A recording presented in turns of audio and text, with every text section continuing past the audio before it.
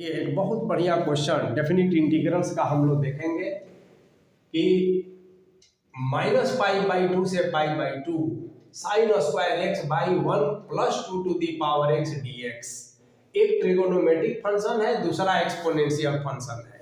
सामान्य तरीका से या सब्स्टिट्यूशन से आप इसको नहीं बना सकते हैं, तो प्रॉपर्टीज ऑफ डेफिनिट इंटीग्रल्स का यूज करना होगा, तभी इस तरह के सवाल आप बना पाते हैं। देखिए, एक प्रॉपर्टीज है a to b fx dx is equal to a to b, ये तो वहीं रह गया, और दोनों को लोअर और अपर का sum -x, a plus b minus x, इसी प्रॉपर्टीज का यूज हम इसमें किए हैं। तो देखिए, -π/2 प्लस π/2, अगर इसको आप ऐड करेंगे तो 0 हो जाता है। तो हम कैसे किए हैं कि साइन स्क्वायर है तो पहले स्क्वायर को हम होल कर दिए हैं, और एंगल में x के साथ हम π/2 माइनस π/2 माइनस x, यानी कि साइन माइनस x और साइन माइनस x का whole square sine square x से रह गया, और नीचे में क्या परिवर्तन हुआ, 2 का पावर x है तो यहाँ भी ये कैंसिल हो गया तो -x हुआ, तो यहाँ नया आ गया 2 का पावर -x। यहाँ 2 का पावर x था, यहाँ -x आ गया। अब इसको सिंप्लीफाई करेंगे तो 1/2x हो जाएगा, एलसीएम लेंगे तो ये 2x ऊपर हो जाएगा, 2x sine square x by 2 to the power x plus 1 हो गया।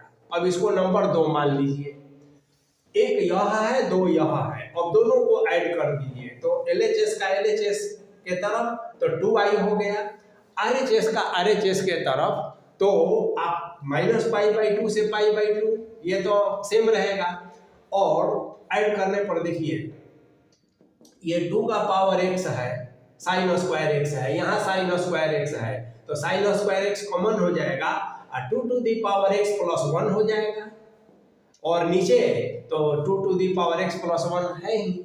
अब ये दोनों सेम हो गया और यही आपका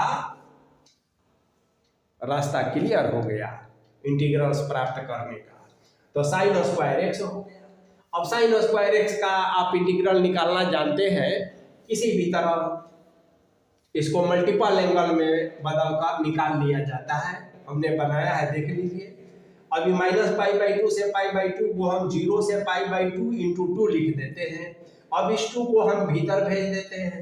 अब 2 साइन स्क्वायर x का एक फार्मूला होता है 1 - cos 2x।